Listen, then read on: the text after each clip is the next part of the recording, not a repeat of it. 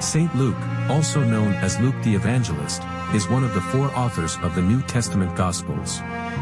He is traditionally believed to be a physician and a companion of Saint Paul.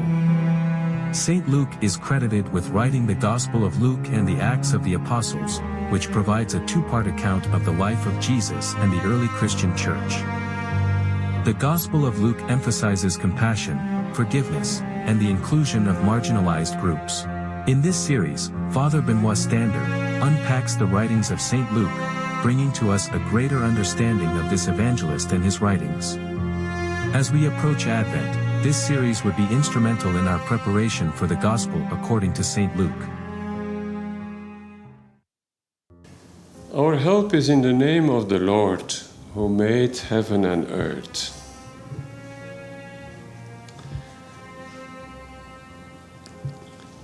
Dear friends,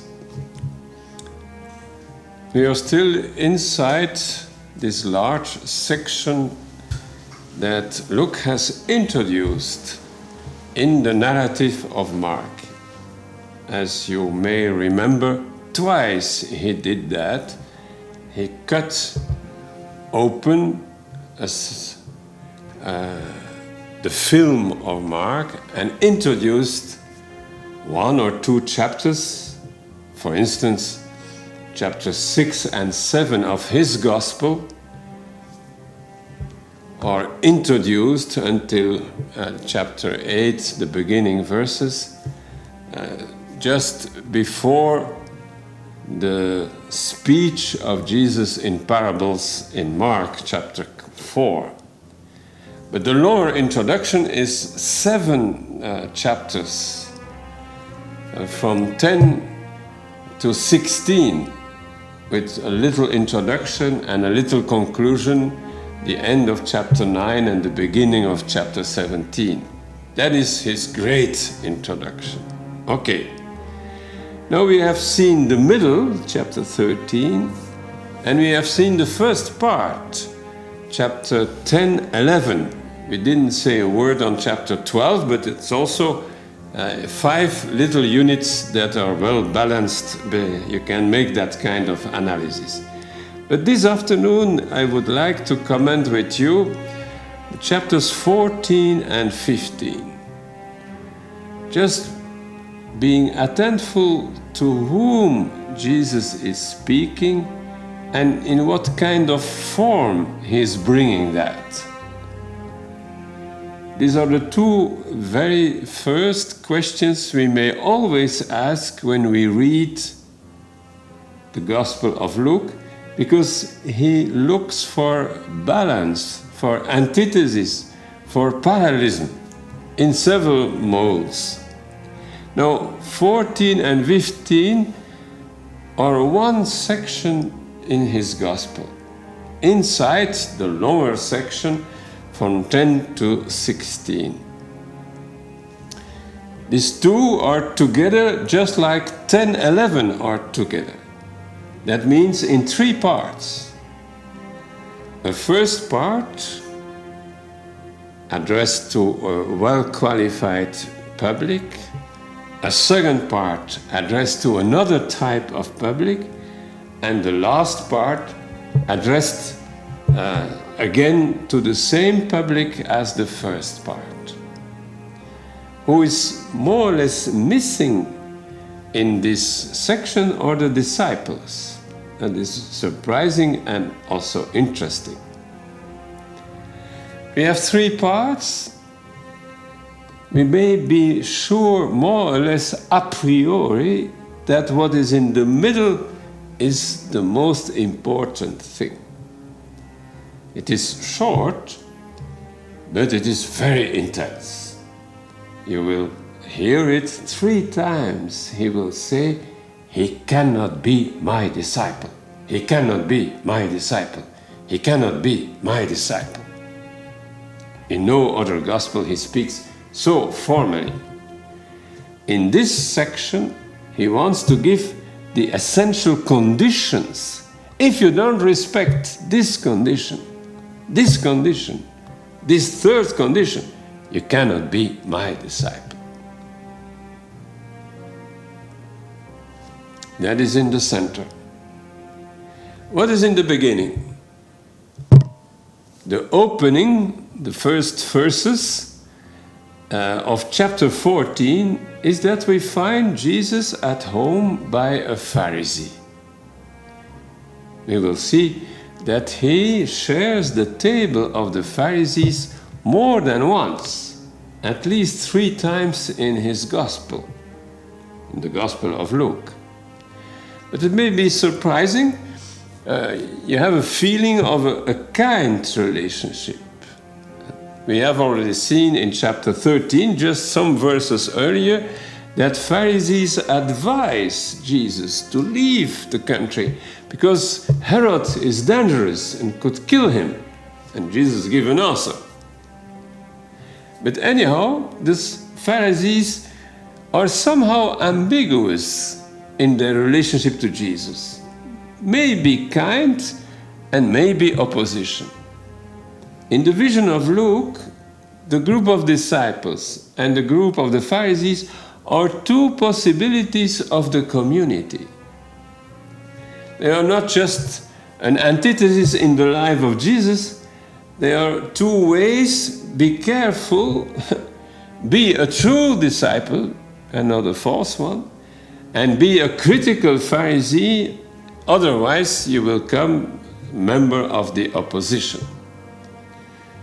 Also for Luke, and surely for Mark and Matthew, the Pharisees are no more in Jerusalem active in the process of Jesus. Let us not forget that. Anyhow, the first part is 24 verses from 1 to 24, with 3 episodes.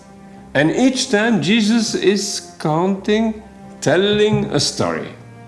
The first one, a second one, short and more or less parallel, and a third one who is longer and decisive. So what do we have is 1, 2, 3, but 2 similar and 1 at the end who is the larger one.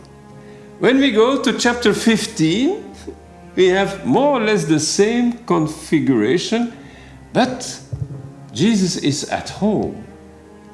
He's eating.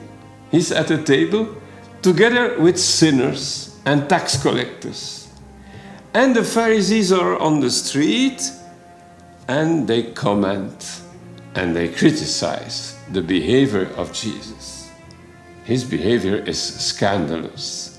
Sitting and receiving at his table people that you should avoid. The pure, the just are not able and are not stimulated to frequent people that are not respecting the rules. And Jesus has the vision of just the contrary. He will answer to them on the front door. He comes out and he speaks with them. And he tells 3 parables, 2 short and 1 long.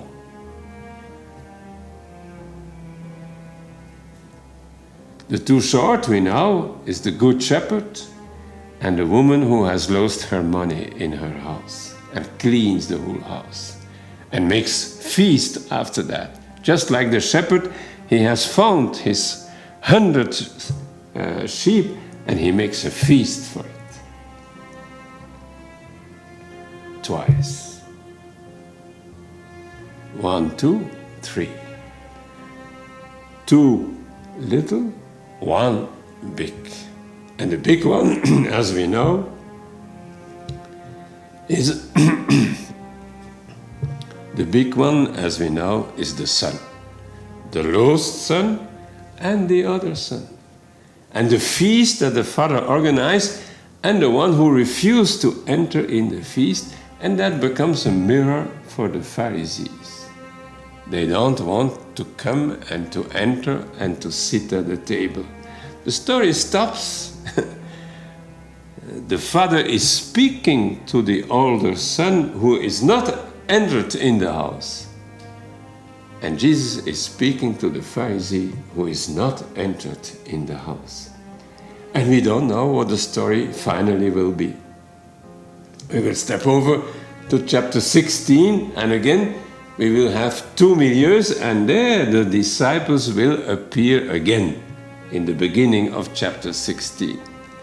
And the opposition will come again in the second half of chapter 16, again with 2 parables that both started with the same initiation.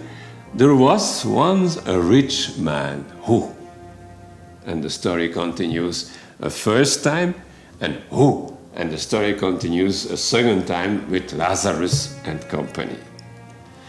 You see the parallelism. Jesus invited by Pharisees and controlled by them. Jesus at home is in household and also controlled and criticized by them. But in the middle, the crowds. And the crowds are a very large group, not Pharisees, not disciples, not analytical, and the invitation is for everybody.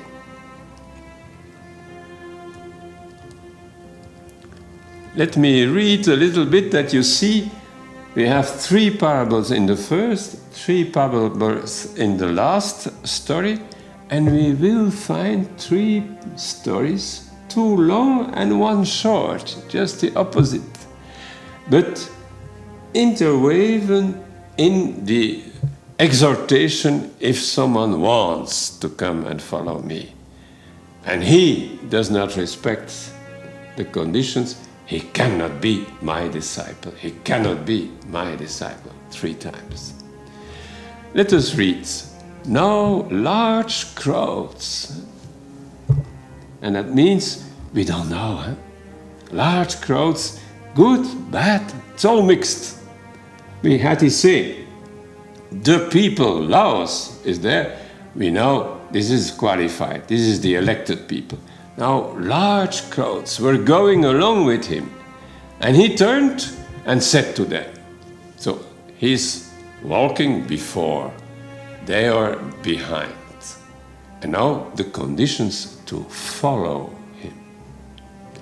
If anyone comes to me, that is the opening of the whole central paragraph. It is the opening of the most central paragraph in the Gospel of Mark. 8:34. He invokes the whole crowd and the disciples and say to them, 8:34, if someone wants to follow me and to walk behind me, he must renounce, he must, and so on. Because Luke knows that, and he put that here in the middle of the 2 other stories with the opposition that we have recognized. If anyone comes to me and does not hate his own father and mother and wife and children and brothers and sisters, yes, and even his own life, he cannot be my disciple. A very terrible story. Something that we hear in Mark in chapter 10 is picked over and retranslated in a very harsh way, and the conclusion. Second, whoever does not carry his own cross and come after me cannot be my disciple. Also in Mark, the image of the cross is there in the way you walk behind Jesus. Take up your cross, your condemnation, your social pushed away in the margin by the cross. You do not carry your own cross and come after me, you cannot be my disciple. This is the central. And the symbol of the cross is a kind of way of reassuming the whole gospel. And now he interrupts his list. He could have said immediately the 3rd condition and then put the images at the end. No, he puts the images twice in the middle. You see, the way he creates a unity is by introducing the stories inside the conditions to follow. For which one of you, when he wants to build a tower, does not first sit down and calculate the cost to see if he has enough to complete it? Otherwise, when he has laid a foundation and is not able to finish, all who observe it begin to ridicule him, saying, "This man began to build and was not able to finish." So the two conditions we have heard is like someone who starts a tower and has not the capacities. You must have the capacities, otherwise you don't start. You must follow my conditions, otherwise you must not follow me. Second story. Or what king, when he sets out to meet another king in battle, will not first sit down and consider whether he is strong enough with 10,000 men to encounter the one coming after him with 20,000? Or else, while the other is still far away, he sends a delegation and asks for terms of peace. What we hear in these two examples is the wisdom of everybody, the wisdom of every king, the wisdom of you. For which one of you would do that? He will say the same about the good pastor. Which one of you, he have 100 sheep and loses one, what will he do? But be logic, please, and respect the conditions if you want to achieve fellowship. So then, none of you can be my disciple who does not give up all his own possessions. And that is the third condition. The middle is the cross. The first condition was the family and all the other links with good friends and families. But arrives a third image that in the liturgy is escamotated, is eliminated, is forgotten. Therefore, salt is good, but if even salt has become tasteless, with what will it be seasoned? It is useless, either for the soul or for the manure pile. It is thrown out. And here he finishes, like he finishes in the parable speech, "He who has ears to hear, let him hear." And that's for everybody. Everybody is concerned.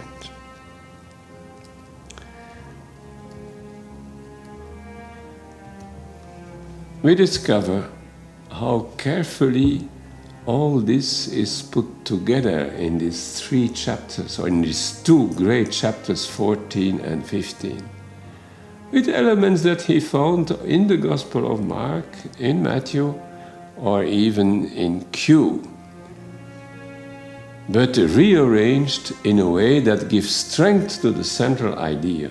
To follow me as disciple is a severe enterprise, but also the most logical step, as does someone building a tower, or going to fight against an enemy, or using salt. Except if it has become completely tasteless. We hear here a kind of paradox that Paul will analyze in 1 Corinthians, the two first chapters.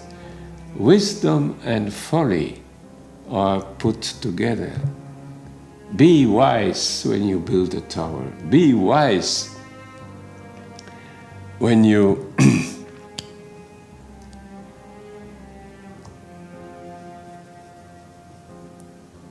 fight against a king who is too heavy for yourself. And try to arrange things in harmony. Be wise, following me, respecting the conditions that I give you. Dear friends, if we want to grasp the way of composing longer sections in Luke, we should always first carefully analyze to whom Jesus is speaking. That's the first element. And then, what kind of genre is Jesus using? Is it a parable as such? Is it a complete story? Is it an anecdote? A newspaper news? A comparison? We remember in chapter 13, in the middle, what will be the comparison for the kingdom of God? Twice he put the question.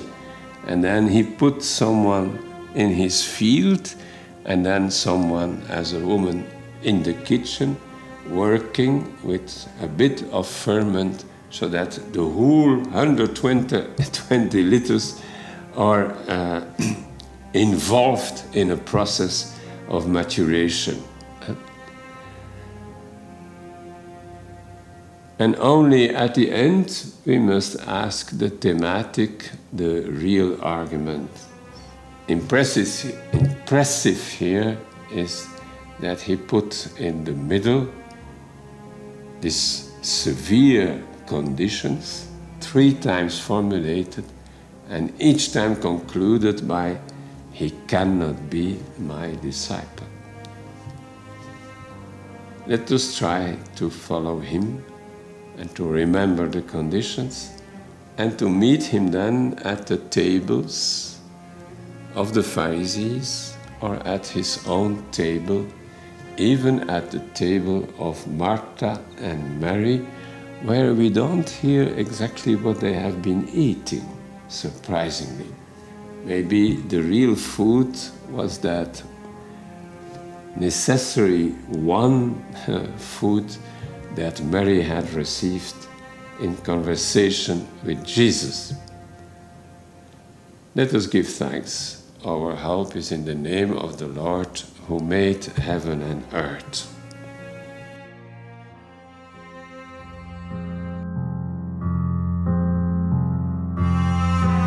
Saint Luke, also known as Luke the Evangelist, is one of the 4 authors of the New Testament Gospels.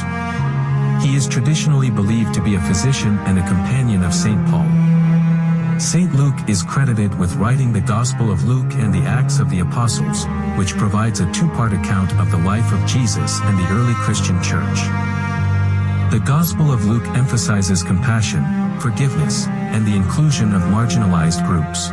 In this series, Father Benoit Standaert unpacks the writings of St. Luke, bringing to us a greater understanding of this evangelist and his writings.